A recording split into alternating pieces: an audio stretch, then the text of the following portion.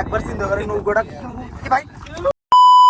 তো রাঙামাটি আমরা আসবো কিন্তু নৌকাতে ঘুরবো না, এটা কি কখনো হয়? সবার মতো আমরাও রাঙামাটিতে এসে একটা নৌকা ভাড়া করি এবং 1 ঘন্টার জন্য নৌকাটি ভাড়া নেয় 350 টাকা। 350 টাকার বিনিময়ে আমাদেরকে তিনি 2টা জায়গা দেখাবে। একটা হচ্ছে নিরঞ্জনা রিসোর্ট আর একটা হচ্ছে আদিবাসী গ্রাম। আমরা টোটালে 5 জন যাচ্ছি। এখন নৌকাটা যেহেতু আটকে গেছে আমাকে ধাক্কা দিতে হবে। এই তো গুড। এটা হচ্ছে মূলত কাপ্তাইল লেক। আমরা এখন যাচ্ছি কাপ্তাইল লেকে সোজা এখন যাব আদিবাসী পল্লীতে। দেখুন এই জায়গার পানিটা এতটাই ভয়ঙ্কর। আমরা যদিও নদী এলাকার ছেলে পেলে, তারপরেও আমাদের ভীষণ ভয় লাগছে, কারণ নদীর আসলে যে জলপ্রপাতটা এটা হচ্ছে অনেক বড় আর কি, সেজন্য একটু ভয় লাগছে। প্রথমত আমরা যাচ্ছি আদিবাসী গ্রামে। আদিবাসী গ্রাম থেকে আমরা যাব নিরঞ্জনের রিসোর্টে। তো আপনারা ভিডিওটি স্কিপ না করে সম্পূর্ণ দেখতে থাকুন। এইটা হচ্ছে আদিবাসী গ্রাম, এটা হচ্ছে আদিবাসী গ্রাম। নিরঞ্জনের রিসোর্ট হচ্ছে ওইটা। ওই দিক দিয়েও যাবো আমরা, অলরেডি ওই দিক দিয়েও যাবো, ওই দিক দিয়েও ঘুরবো আর কি। তো এখন আমরা যাব আদিবাসী গ্রামে। আদিবাসী গ্রাম থেকে আমরা চলে আসলাম নিরঞ্জনা রিসোর্টে। এটা হচ্ছে নিরঞ্জনা রিসোর্ট।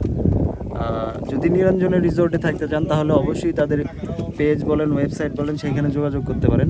আসলে এখানে প্রাইস কত কীরকম কি এটা আমার সঠিক জানা নেই। আপনারা যদি এখানে আসতে চান বা এখানে রুম বুকিং করতে চান তাহলে অবশ্যই তাদের ফেসবুক পেজ অথবা ওয়েবসাইটে যোগাযোগ করতে পারেন। পার্সোনালি আমার কাছে রিসোর্টটা অনেক ভালো লেগেছে।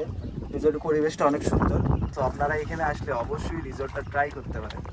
একবার চিন্তা করেন নৌকাটা কি ভাই, এ মামা, মামা ঘুরান, আমরা থাকবো না আর আপনি ঘুরান, দরকার নাই আর আপনি টাকা নিয়ে নেন, আপনি ঘুরান, দরকার নেই, যাবো না, টাকা মায়ের আমার দরকার নেই।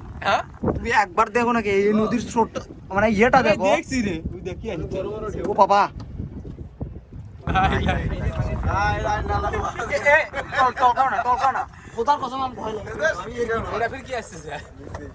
এক একটা নদীর মানে স্রোত দেখো। এটাই তো একটা ছোট একটা বিল, ছোট বিল না, মোটামুটি মানে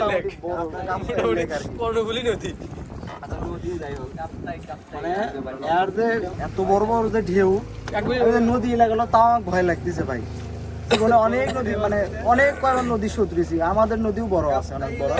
যাই হোক, অনেক ভরপুর নদী, একদম ভরা নদীও আমরা সতরেছি, কিন্তু এতটা ভয় লাগেনি কখনো, কারণ আমাদের নদীতে এতটা মানে ঢেউটা নাই। আমাদের নদীতে শুধুমাত্র পানি চলে যায়, এতটা ঢেউ নাই। আমরা 1 ঘন্টার জন্য বুক করছিলাম, 40 মিনিট হয়ে গেছে, আমরা চলে যাচ্ছি। আর 20 মিনিট থাকি, এটা মাংনা, চলে যাক, জলে যাক। নিজের জীবন বাঁচান ফরজ, আগে নিজের জীবনটা বাঁচাও। দেখ রে ভাই, একবার দেখেন ঢেউটা কিরকম। ক্যামেরা এতটা বোঝা যাচ্ছে না, কিন্তু বাস্তবে যে ঢেউটা, সেইটা একদম দেখার মতো ঢেউ। এই লেকটা মূলত অনেক অনেক মানে নামধারী একটা লেক আর কি। এই লেকটা এমন একটা লেক যেটা সবাই চেনে, সবাই যাই হোক, মানে অবশেষে বাঁচা গেল আর কি। ঢেউর যে শক্তি ছিল সেটা দেখে আমার প্রথমে ভয় লাগছিল। যখন আমরা নদীর একদম বিলের মাঝখানে ছিলাম তখন প্রচণ্ড বড় বড় ঢেউ আসছিল এবং অনেক ভয় লাগছিল। এবং আমি পার্সোনালি আমি বলছিলাম যে ডাঙায় নিয়ে যাও, আবার ঘাটে নিয়ে যাও, তাড়াতাড়ি ঘাটে নিয়ে যাও। সেই জন্য আর কি তাড়াতাড়ি আসা। আমাদের হাতে এখনও সময় ছিল, আমরা 1 ঘন্টা নিয়েছিলাম, আমাদের হাতেও আরও সময় রয়েছে, কিন্তু আমার জন্য আর কি তাড়াতাড়ি আসা হলো। এখনকার ভিডিওটা এতটুকুই। সবাই ভালো থাকবেন, সুস্থ থাকবেন। আর ভিডিওটি ভালো লাগলে অবশ্যই চ্যানেলটি সাবস্ক্রাইব করবেন। আর যদি ফেসবুক পেজ থেকে দেখে থাকেন তাহলে অবশ্যই ফেসবুক পেজটি ফলো করবেন। ধন্যবাদ। আসসালামু আলাইকুম।